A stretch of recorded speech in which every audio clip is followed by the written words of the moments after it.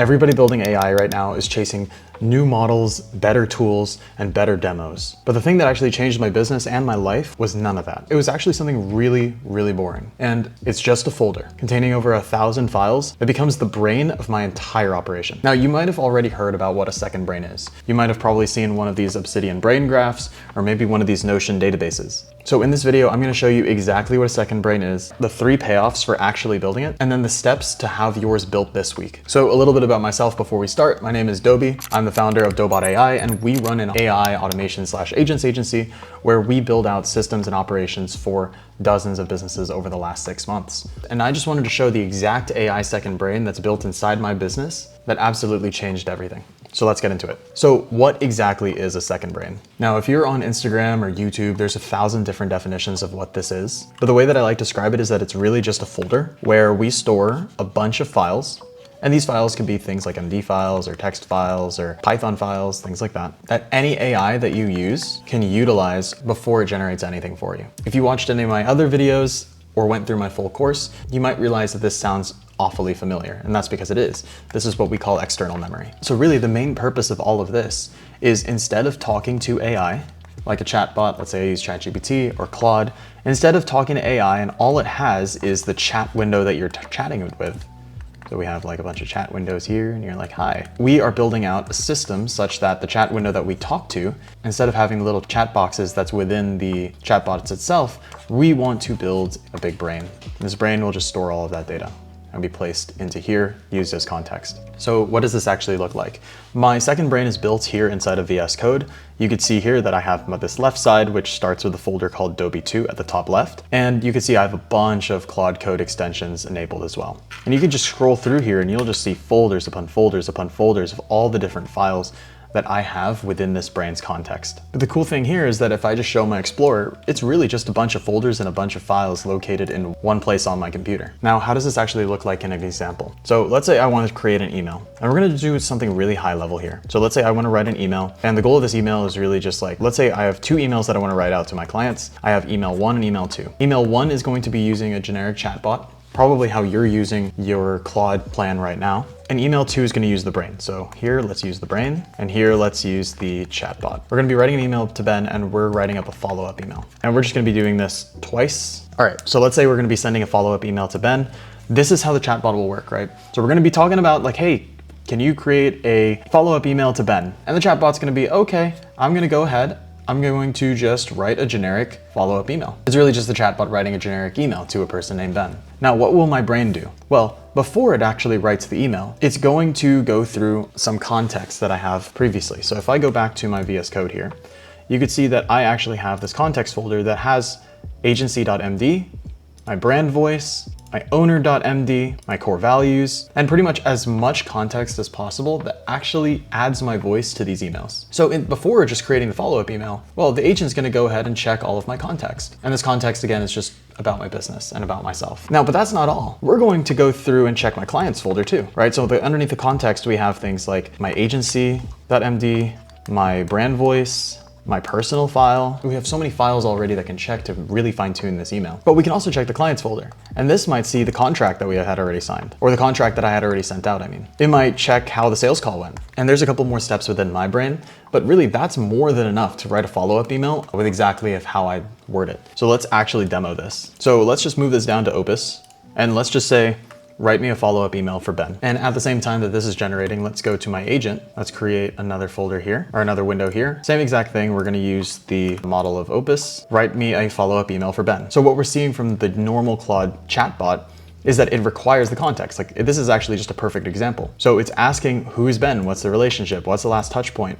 What do you want this email to do? So it actually has no clue what all my past steps might possibly be. So it's asking and requiring all of that data that I have to provide it. Now, if I'm trying to send these follow-up emails 5 times a day, and I have to personally give the context over and over again from all the sales calls and all the business decisions that I have to make, this is incredibly inefficient. Whereas here, which is connected to my second brain, it says I have the full context now. This was a June 22nd CRM sales call, and it pulls all the information from them and the deal that I had previously, And sure enough, a recap email was already sent. So it already knew that I also sent the follow-up email. So in this example, it kind of pulled it. But not just that, his name was Benjamin. So it found Ben in my context and then is drafting out this Gmail using some of my skills. So again, this is only possible if we have this context already preloaded and already accessible by AI. And this inevitably revolutionizes the way that we communicate with our AI. So here we go. And now, without even needing to answer any questions, the email is already created based off the context of something that happened back in June, a month ago. But that's not all. If I go to my drafts, the email is already here and prepared. So the exact same prompt created two different outcomes. One was built with a chatbot that had no context and no brain to work with, and one was built with the brain. Hopefully that shows you the big difference. So now that you kind of have an idea of what the second brain looks like, let's go over the 3 payoffs. So this is the reason why you'd want to build out one of these tools. Number 1, the AI gets smarter. People think that the AI really starts to improve whenever you increase the model. So for example, Fable 5 at the time of this video had just recently come out along with GPT-Sol and Kimi K3. And yes, that can actually dramatically improve the quality of how your AI is generating outputs. But I would like to note in that Claude terminal, had I still been using, even if I chose to use Fable 5, it still would have needed to ask the questions of context. So smarter doesn't mean that they can think better. Smarter means that the information of the past is already stored. And this is really where we start to see the value of building out this infrastructure before we do anything. Because I could have used Haiku with my second brain and used Fable without the brain, and I still would have gotten the draft and the output built with the cheapest, fastest model. Number 2, your thinking stops evaporating is a good word for it. What does this mean? Because we're building out a second brain, and we're going to be talking a little bit about how the second brain works near the end of this video, but because we're building it out in a way that all the information that we talk with the chat is saved, almost as if a human who's being taught information retains the information, all the thoughts that we put into AI no longer just vanishes or is saved in context memory. We are actually putting all of that memory into a dedicated location that our AI can reference from now on. And number 3, this is where we're able to turn an AI tool into an AI team. You might have noticed that my second brain did more than just generate the email. Yes, it could have just generated the email, but it also drafted it. It also connected to my Gmail and prepared the draft ready for sending. In another video, I'm going to be talking about the brain and how it relates to the body, because AI really is just a combination of replicating our human selves. So with the second brain, we're able to remember and think, but the way that we drafted out the email straight into my browser is simply because we use the tools and the body working with the brain to actually produce outcomes. So what this means is instead of using AI as a tool, we actually train AI to do the jobs for us. Now let's talk about the architecture, because it's all nice to know the information of what a second brain is, but we need to actually understand how each piece actually makes it a brain rather than just a folder with billions of files. So what we mentioned before is that a folder of files, this is our folder of files is the second brain. That's pretty much what it is. But in order to make it actually functional and have an AI work well with it, we need to make sure that we build an OS or an operating system around it. And here are the pieces of what makes my architecture work. So first, let's talk about layer 1. Layer 1, we're gonna be calling the vault. And pretty much this is how we're going to be organizing all the files within our folder. Because if we just took 1,500 files and dumped it into the folder, poorly named, poorly organized, it's actually gonna cause more harm than good. So pretty much here are the high level main folders that I'm using. 1, I have context. And the purpose of this is to know who we are, brand voice, services, owner, things that are just high level general context about me and my business and what I do. Next, I have a folder called skills. And this is where we're really storing just all of the action. Maybe it might be YouTube scraping, or it might be email sending like we saw earlier. I have hundreds of skills now in my second brain, but that all started from 0. And I had to add skills as I required new tasks. And real quick, if you want a full step-by-step guide on how to build out your own AI agent operators with copy-paste prompts and videos explaining exactly how to build this stuff out, I run a school community called AI Agents Operators, where I have a full 6-hour course in there explaining exactly how to build it just like the one that runs my business. That will all be in the first link in the description. Let's move on. And then a third folder that I use, and mind you, there's so many more. The third folder that I use the most is called clients. And really this just stores client data, obviously. So just taking a look at an example of this. Again, here's my second brain. I already kind of showed you my context folder, but up here I have my clients folder, which I'm not going to open. And I have my skills folder right here that I can pop open as well.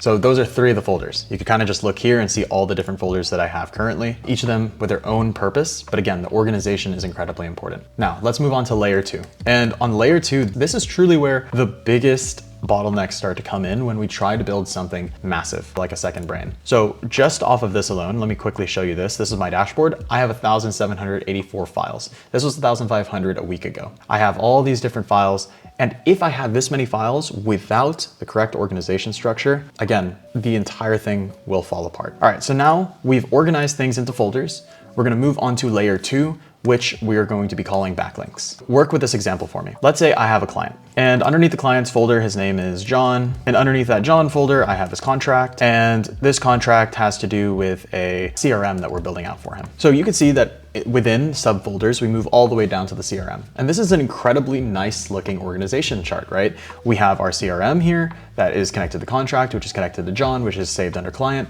which allows our agent to get to that incredibly quickly. But what happens if I have a builds folder, right? If I have a builds folder and this builds folder also contains CRM, what happens is now we kind of have this duplicate where we want to store something inside of the builds folder. That way the agent knows where the builds are, but we also have a build underneath the contract that we want to reference from this client. This is where we reach the idea of backlinks. So folders is a way that we create this organizational structure. Backlinks is a way that we connect pieces that don't need to be in the same folder. What's an example of this? Let's say I go to my context and I look at my agency and I scroll down to the bottom of this agency file. You can see here that I have a bunch of links that say my identity and positioning, because yeah, my agency is relevant to my company identity and positioning. It is relevant to the key differentiators and my core values and my brand voice and my services and my own and the owner document.